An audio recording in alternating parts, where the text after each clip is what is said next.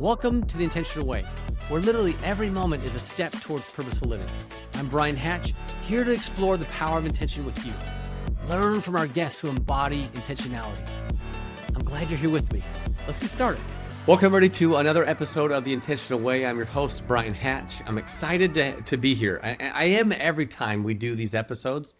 And today we've got a very special guest because he's the youngest guest we've ever had on the show. And I'm really excited to learn a little more about what he sees in the world of intentionality. We have a student athlete, a person that I have a lot of admiration for, Jared Sharp. Jared Sharp, welcome to the show. Thanks. It's great to be here. It's great to be here with Bryan Hatch, who humbles me every time I try to play some ultimate frisbee with him. So it's good that we can talk a little bit about some of my strengths, hopefully this time. We played what, a couple times, once or twice? Just once or twice. But you're the athlete. I figured that, you wouldn't ever get tired because of what you do. And, ultimate's a different ball of wax. I train differently for ultimate than I do for endurance kind of stuff. It's hard. That's very true. And Yeah. apparently I need to train a little bit more for ultimate frisbee. So Well, it's all good. It all depends on what you want, right? there you go. Yeah. Well, one question I do like to start with is tell us something about you that most people wouldn't know, that you're willing to share with us. Something we wouldn't be able to look up online or find out like, oh, you're doing this or you're there or you're going to this school. Tell us something we wouldn't know about you. Something that you wouldn't know just by Googling it, I guess, is just how much I love to be outside.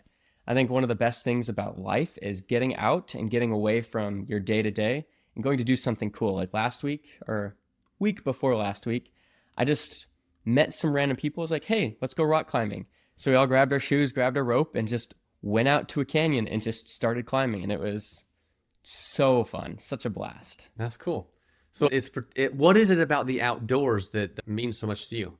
It's just about connecting with yourself and with other people through meaningful ways. I feel like it's a little bit more real because you're not receiving text messages. Like where there's no service, you have to connect with the people around you. So it's deeper connections. You're outside, you're listening to the sounds of nature, of birds, of trees, of snow falling and stuff like that. And it just feels more real to me. So it makes me calm, makes me feel good. Okay. I like it a lot. That's good. Where did that come from? Is this something that you've learned later in life, or when did you know this about yourself? Probably just growing up, because I did not grow up in Arizona where the only things living are cactuses or cacti. I grew up in Connecticut where it was everything is growing, everything is green. And my mom every day would be like, all right, you're bothering me, get out, go outside. So me and my siblings would just play outside in the mud and the sticks for days and hours. It was fun. That's awesome. Yeah, I liked it a lot. Well, that's good. There's something said about being outdoors, and it's a definite contrast from what a lot of people grow up with nowadays. Yes. We have such an environment of cozy inside, many little activities or digital activities you can do. So getting outside, I love that premise. Definitely. Yeah. So what is it you do you rock climb? I know you rock climb. What are some of the things you like to do most outside? Rock climb, hike. I call it adventuring. So just picking a place and going up it, whether there's a trail or not, just exploring around, just seeing the world around us. It's really cool. Okay. I love to do things like that. Well, I know that you're an athlete. That's how we introduced you. So tell us a little about that part of your life. Yeah, so I go to a small school up in Utah. It's called it's Southern Utah University in Cedar City, and I'm on the Division I track and field team.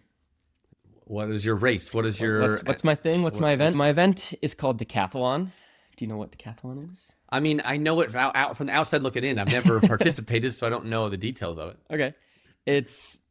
I like to call it kind of the jack of all trades event. It's 10 different events in one. So it's over 2 days. You have 5 events each day. And I do everything from like short sprints to hurdles to jumps to throws to everything in track and field. And I like it because it's a huge variety of different things. What's your favorite of the 10? What's your favorite? Let's name the 10. Let's go there real quick. All right. So it starts off with a 100-meter dash, and it's long jump, shot put, high jump, 400. And that's day 1. Day 2 is the 110 hurdles, discus, pole vault, javelin, and then the 1500. And by far the coolest out of all those 10 events, is pole vault. Okay. There's just something unique about throwing yourself as high as you can into the air. Yeah. So it's fun.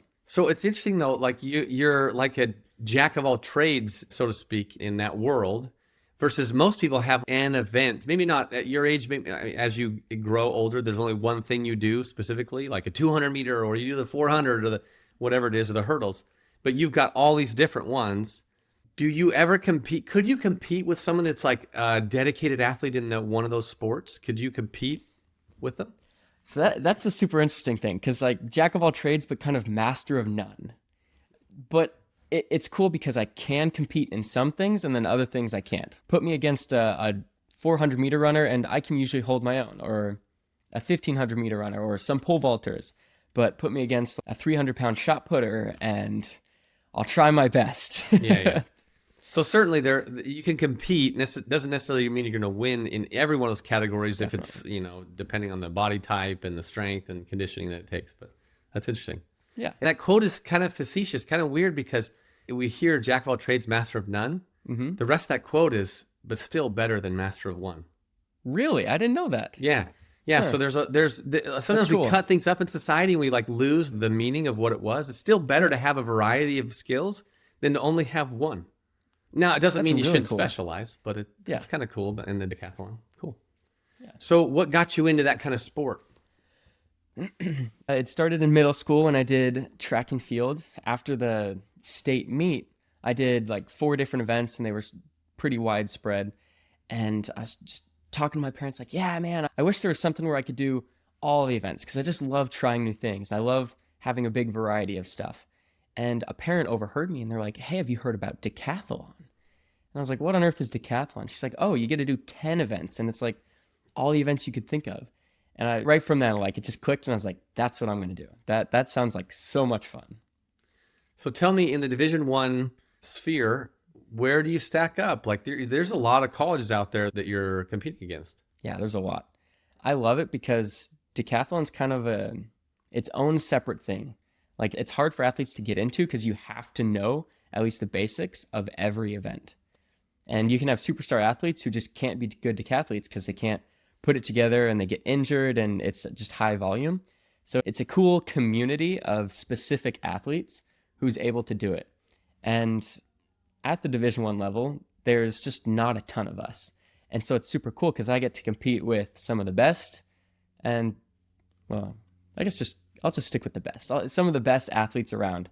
And it's super awesome because I'll compete against ex-Olympians and people who go to nationals and compete at the highest level of competition. A few of the guys that I competed with last year went to the Olympics, and one of them didn't do great, but the other did awesome. And it was just super cool seeing them on TV and just cheering for them, rooting for them. And you just build connections with some awesome people from all over the world. That's awesome. It's way cool. When it comes to the world of intentionality, how do you define that? Or is that a part of your life? It seems like it is. I don't interview people that doesn't seem like there's some part of it, but Yeah. where does that fit in for you? I feel like intentionality, at least for me, relates back to goals. And I'm a huge believer in that if you want to achieve anything, you have to set a goal to do it. Even if it's not written down and written in specific steps, like you have steps 1 through 7, if you have a goal, you're going to work towards it. And that to me is intentionality. And so for track and field, I have to be intentional in everything that I do. Because it's not just a physical thing, it's a mental thing, it's a emotional thing, a social thing. Like, I've got tons of good friends from track and field. And so when I set goals for specific aspects of my life, it helps me to be a better athlete, it helps me to be a better friend, a better teammate, a better person spiritually. So having those goals helps me to be intentional and helps me to succeed in my areas of life. Now, why do you think that? I think you make a lot of sense, and I think a lot of people listening will be like, yeah, Jared's right on. But why do you think that way? Why does goal setting have such an impact in your life? I think for me, the answer to that question is a super spiritual one. And it makes me think of how God created the earth. Because God, he didn't just throw a bunch of stuff together and kind of see how it lands, see how it happened. Before he created stuff physically, he created it spiritually. And that to me is goal setting. It's intentionality.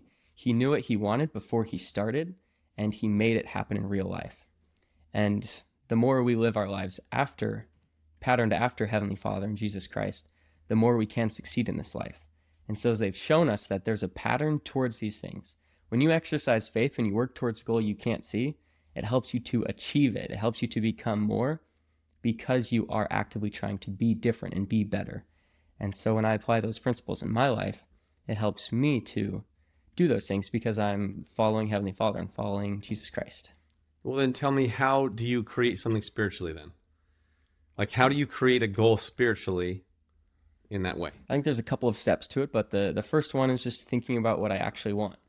So if I want to hit a certain mark in a specific event, like I want to run 15 seconds in the 110 hurdles, I have to break it down. I have to first want that. I have to realize, okay, this is what I'm going to do. And then go back and build it step by step. I have to start with specific training. I have to do drills. I have to work on my speed endurance. I have to work on my top speed, my acceleration, my block work. Like, I have to break it into steps that helped me to work towards that.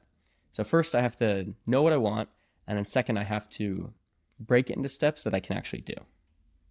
So I think that's kind of how I build it spiritually. Okay. So then I'm trying to cross the line between you and the understanding of God here. Are you saying that God, like the way you described it, is you have to want something, and then you start putting things in action and putting a plan together and somewhat, I'm not speaking verbatim.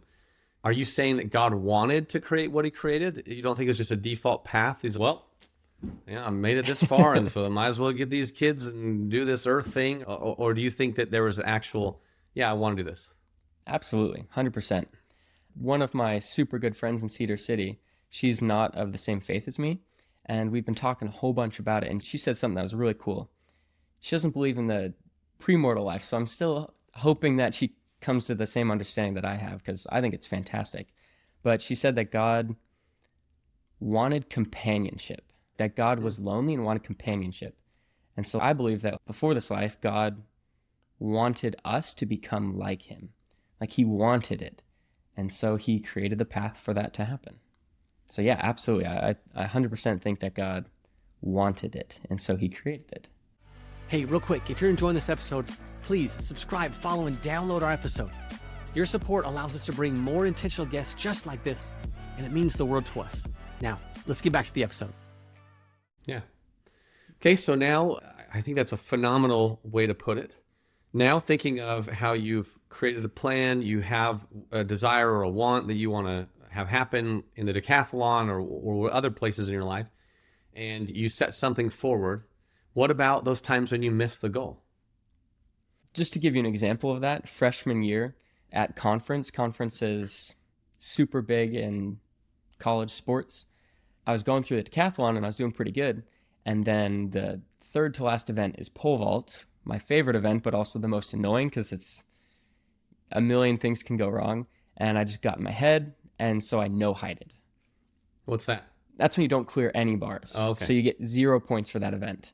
And that ruins your score. Like, no matter what you do, even if you have the best day ever and you're a superstar athlete, you can't do well if you get 0 points in an event. So some points are always better than none, but I ended up getting no points in pole vault. And for a while, I was just distraught. I was like, man, I'm worthless. What am I trying to do? I'm on a Division I team, and I just no-heighted at the most important meet. I'm a waste of space. And my coach, Robin Butler, who's a super awesome guy, he let me be frustrated for a little bit, and then he came up to me and was like, all right, are you going to, what are you going to do now? It's up to you. You can let this affect you. You can let this make you a worse athlete and a worse person, or you can pick your head up, shake off the dust, and get back to it. You still have to finish this meet. I'm not letting you walk away. You can't stop now.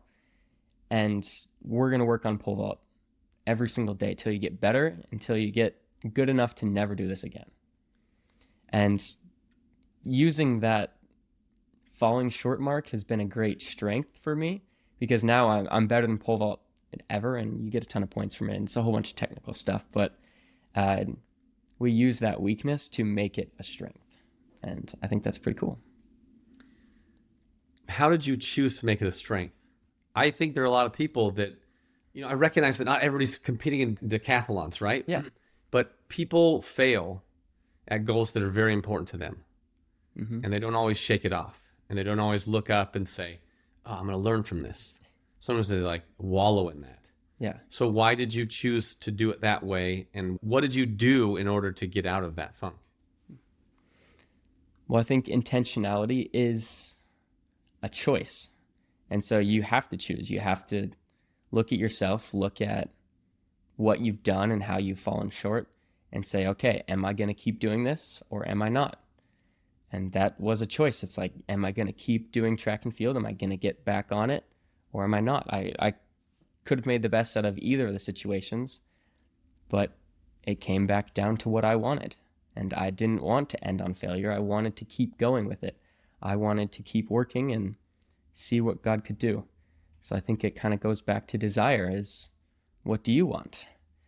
If you fail, do you want to just call it quits and do something else? Or do you want to achieve that goal? Yeah. So you said something interesting. You said, see what God could do. How did God show up in that scenario for you?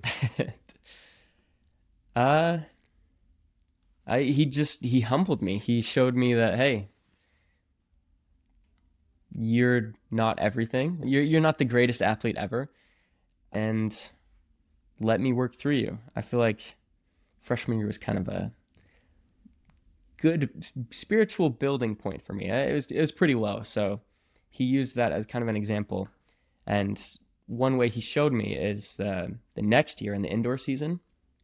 In indoor track and field, we do what's called a heptathlon instead of a decathlon because we can't like throw javelin and stuff. Okay. So it's only 7 events. And I had a really good day at conference, and I was still falling short of the marks that I really wanted, but I was still doing pretty well. And we got to the last race, which was 1,000 meters. And I was like, dang, like, Heavenly Father, I think I'm still falling short. Like, I think this is a sign that you don't want me to do track. Like, I feel like this could be my last race. And I was praying and talking to him, and he said in this super still voice, he's like, just give me everything you've got. And so I did. I went, ran my heart out, and I ended up coming from like 11th to 8th and top 8 score. And I was just like blown away. I was like, I didn't think there was a chance I was scoring. And then I got 8th, and it just was such a sure sign to me that God knew me. He cared about me. And so he used my freshman year failures to show me that, like, listen, when you give me all you can, I can make whatever I want out of it, success or failure, but I'm going to make you into a better person. And so it helped me grow my faith and trust in him. Yeah. Wow, that's awesome. It's cool. So many things to learn and take from competing.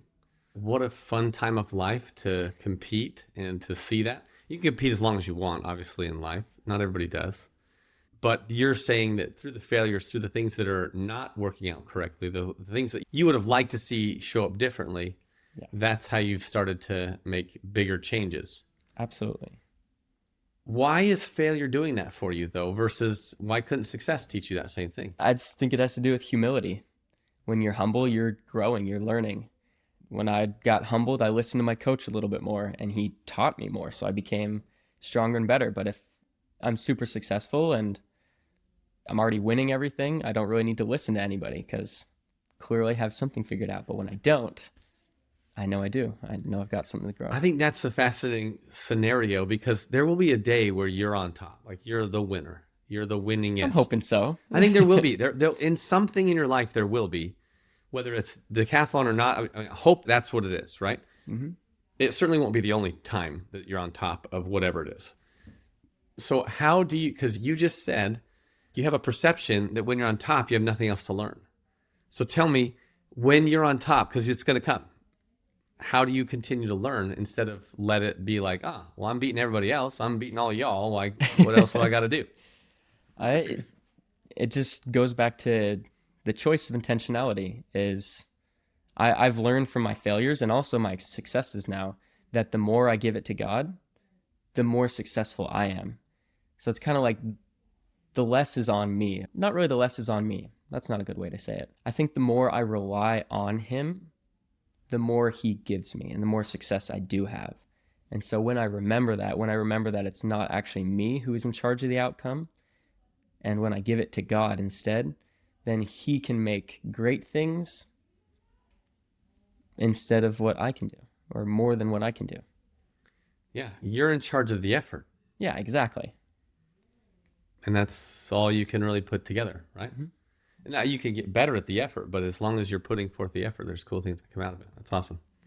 Now, tell me, in being an athlete, pushing yourself in all these different events as a decathlete, Mm-hmm. that's what you call it? All right. Yep, that's it. So when you're looking at all those things, how do you learn to push past what's uncomfortable? Let me put it in context. Where you are in all of those different events, let's just take one of them. Okay. It's the 100-meter dash. Sure. It's a short race, right? Comparatively, it's not like it's going to take you a long time to go through it. Yeah. Seconds, right? Not, you said 15 seconds, right? That's 10. for hurdles. Well, that's for- We'll go 10, 11 Okay, so seconds. 10, 11 for the seconds. So that's 100. really super fast. 10-second race. Okay. How do you know what your limit is? Because right now, we all have a comfortable level of struggle or stress, or I'm exhausted. How do you push past that in a 10-second race? If you can get 0.2 of a second better, that's significant. Yes. So how do you push past the pain in any one of the events? That's one we can look at, but how do you do it? I actually I like that you picked the 100-meter dash just because it's the first one, and it's all about technique. It's all about what you know and how you can use your body in such a short amount of time. So it's the least painful of all the events because it's just simple reaction and go. But I think for me, the most important thing for overcoming my boundaries in the 100-meter dash specifically is just figuring out where I'm weak. Because there's 3 different phases in the 100-meter dash. There's the reaction time, the push phase, the push or drive phase, and then just the top speed. And so breaking those down and seeing, okay, this is your strength, so let's work on that to help you overcome the weaknesses in the other things is super important. So how do I push past the boundaries in the 100-meter dash? What I'm meaning is there's a level of discomfort you're okay with. But above that, you're not okay with it. We all are, to some extent. Like, there's some level of like, I push as hard as I can right now, and this is horrible, you know. I can't go any faster. Like, this is it. Yeah. Now, there's the studying and technique. I'm not negating any of that. But there's some level of like, I'm comfortable with this level of discomfort. Yeah. On top of that, I'm not there yet. I haven't experienced that. Okay. So how do you push into more discomfort when you know that's what you have to do? Just goes back to training. When you were speaking, it actually reminded me of one of the drills we do where we have a big old bungee and we have the person in front pull out the bungee so it's already stretched out, and then they start running as fast as they can. And then the person in back gets into the blocks and gets all ready. And then when they start running, you run a lot faster than you normally do. And it feels weird. You feel like you're flying and like you can hardly control it. And the whole point of that drill is to get used to being uncomfortable and going faster than you normally do. So it's just about training, like getting comfortable with being uncomfortable and doing harder things or doing different things. Yeah. So, just getting pulled along to go a little quicker, you know? Yeah. So tell me, how do we relate that to life then? You're an athlete in that scenario. You're using the bungees. You're doing this thing. How do you do that in normal life that's not competitive, or at least that's not an event? Yeah. I actually love that drill because I think you can apply it to normal life. Is sometimes you feel like you've hit a plateau and you need someone else who's going faster than you to pull you along, to get you going faster than you were before. Take my dad, for example. He's doing a million different things with businesses and with this and with that. And he started having me come to some of those. And I'm just a poor college kid just trying to get through all of my pre-med classes. And he's showing me all this different side of business and of life and of taxes and blah, blah, blah. And so stuff I really don't know that much about. But he's pulling me along and helping me to run even faster than I have before. And it's teaching me a whole bunch about the way that life works and the way that it can work if I move at a faster pace. Cool. Yeah. What do you think there is to be said about slowing down? I love that you've talked about training and pushing and learning how to go faster than you can go. And I think you're in the mode of life where it's like fire hose and like a lot of areas if you decide to. I mean, Anybody that doesn't want to learn or grow quickly at your age doesn't have to. But it seems like you're in that cycle of what else can I learn? Or at least I'm learning a ton and there's so much else to learn. But what would you say about slowing down? I'll use a different race if that's okay. Sure. We'll talk about the 1500. So it's almost a mile, but Yeah. for some reason they do the 1500, just cause, why not?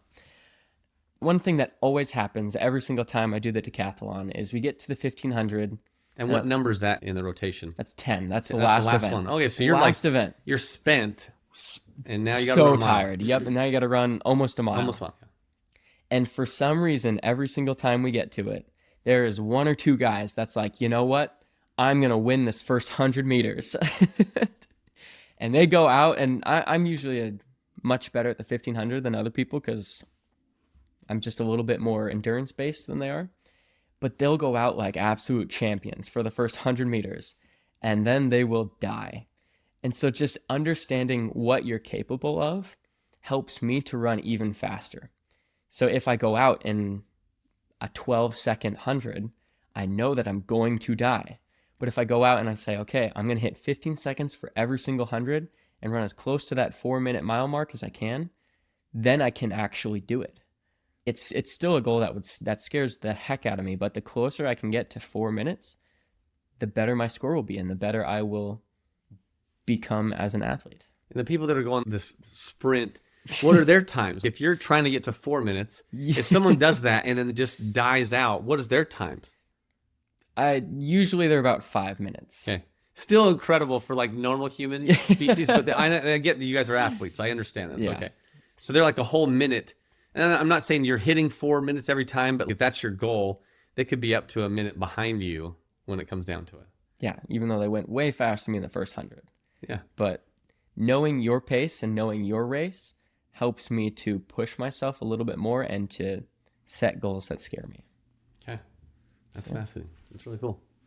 Got to slow down sometimes. You can't go all out because you're going to die. Yeah. There's some level of burnout, whether physically, mentally, emotionally, that can happen if you don't understand that. But there's times when we don't know. There's times that there's something in life that happens and we're like, dude, boom, would I go out and we're like, oh crap, I should have not started so fast into this. But you live and you learn in some of those examples. Like you said, failure. There's times when you fail, and therefore, if you decide to allow it, if you're intentional about it, you're allowing that failure to teach you something, then it can make a huge impact. So the next time you're at a 4:15 mile as opposed to a 5:15 mile. Right? Exactly. Yeah. Agreed. Cool. That's awesome. Well, what else on your mind? Like when you think of intentionality, when you think of that topic, what comes to your mind? What else could we discuss here that would be useful for those that listen, or you or me? I think one of the things I was thinking about in preparation for this was opportunity. One of the things that I've been super blessed with is a lot of opportunities. And the opportunities usually come in very small ways, like very seemingly insignificant things. I'll just use this as an example.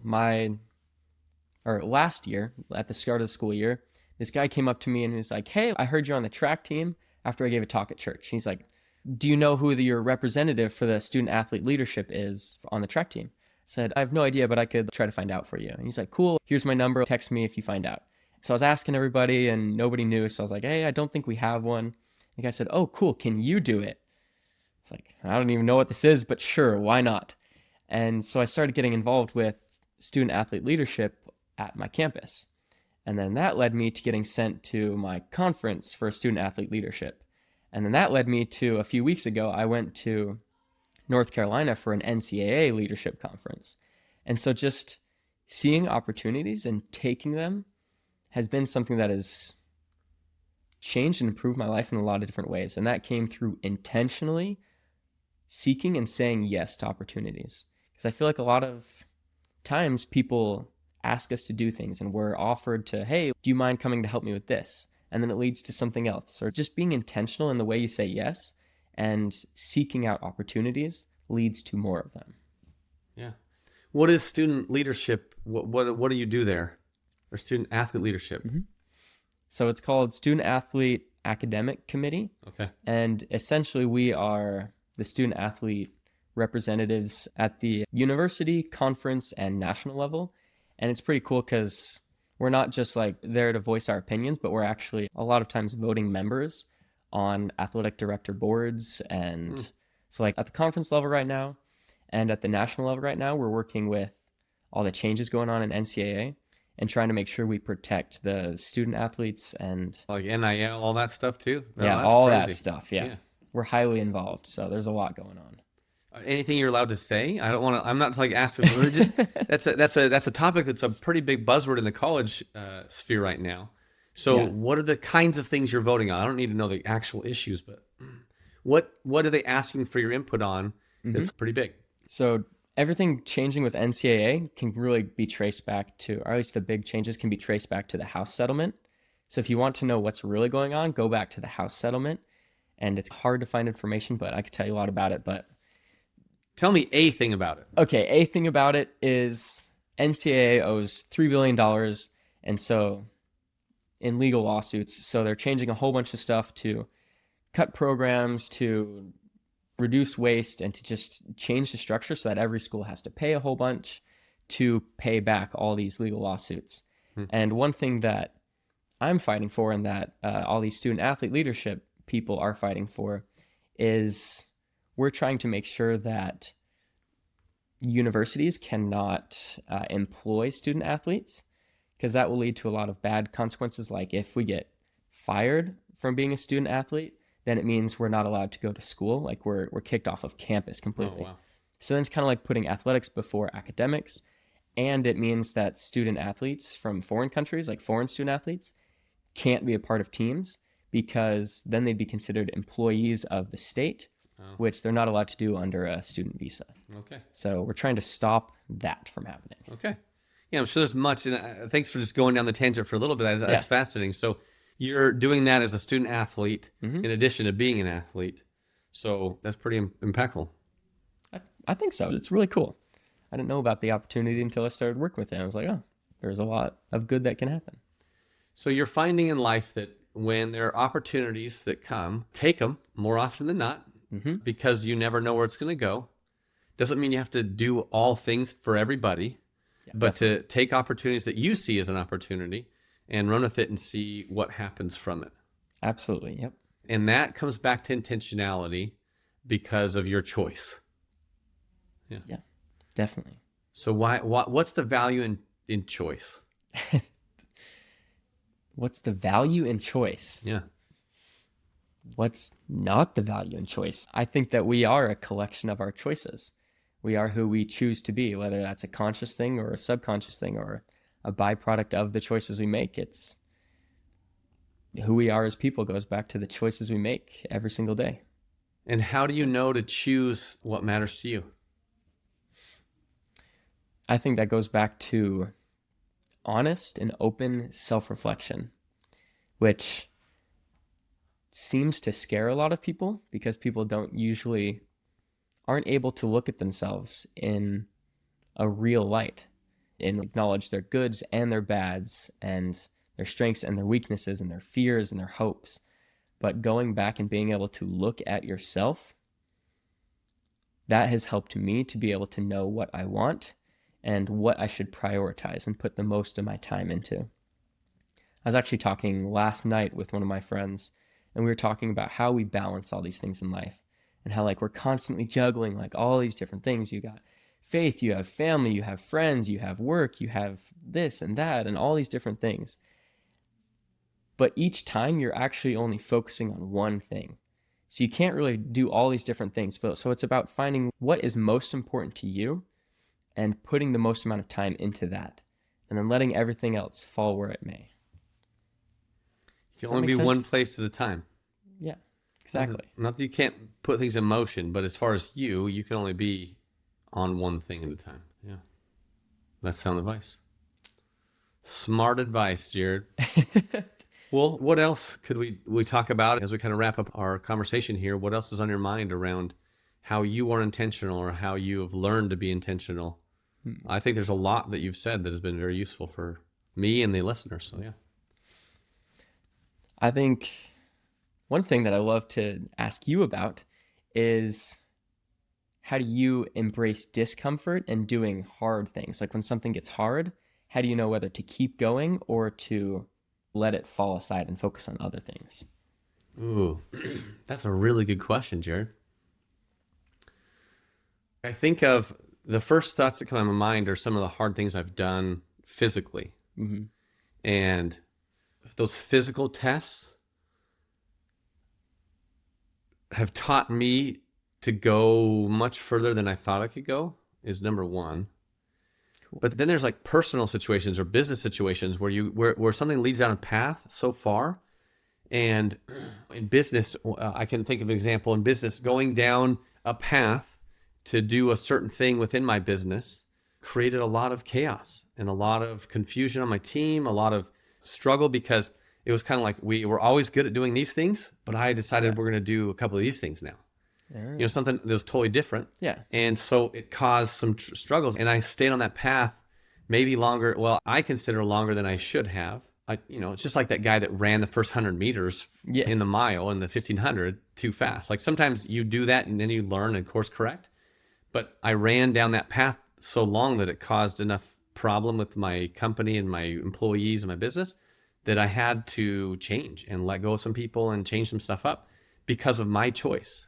Yeah. That wasn't my team's choice. It was my choice. And I made that mistake that caused some challenge. So you do, like you said, you have to self-reflect in areas where you're like, is where we've gone or where I have gone, is that benefiting others and the people that I want it to benefit, benefiting myself?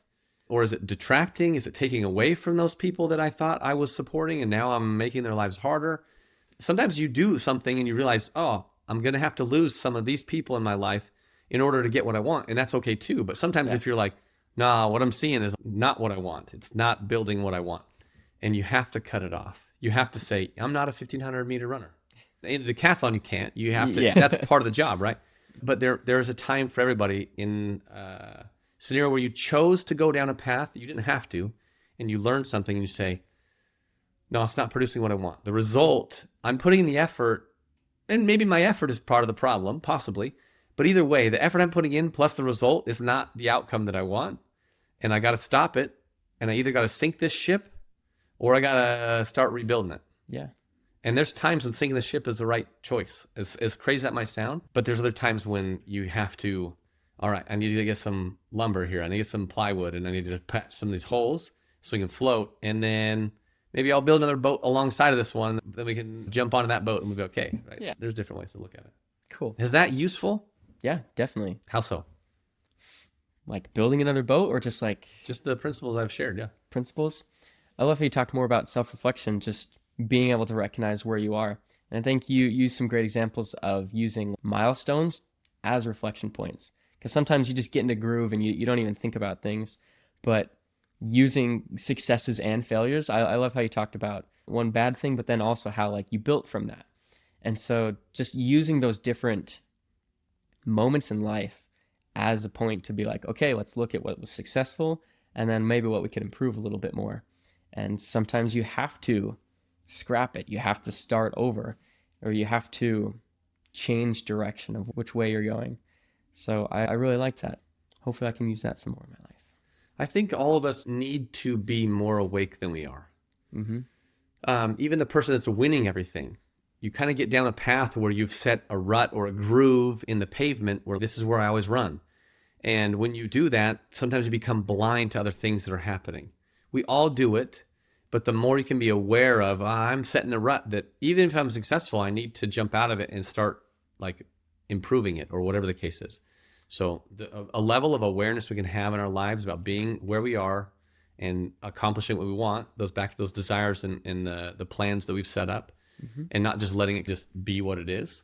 That's the definition, in my opinion, of intentionality. To get to that point and to be awake and aware more than we're not is the magic. I think that's the magic. I love that. Yeah. Got to know yourself. Got to know which way you want to go. That's well, Jared, I'm so excited about your path. You're such a promising human being, just in all aspects that I've known you. I don't know you extremely well, but well enough that I'm excited to the path that you head down. I'm sure we'll see you in the limelights in some way, shape, or form because of the coolness that you are and just the person you are. But thank you for joining me on this show. And of course, thanks for having me. Yeah, we're definitely glad to have you. This was a lot of fun. I appreciate it a lot. Thank you for your thoughts and for your time. Thank you for joining us on The Intentional Way. I'm Bryan Hatch, and it's been a true privilege to share this time with you. If today's episode has inspired you in any way, shape, or form, please subscribe, follow, and download our episodes. Your support not only helps us grow, it also enables us to bring more insightful conversations and exceptional guests right to you. Living intentionally begins with a single step, yours. So let's make the most of it. Until next time, seek intention by being completely present.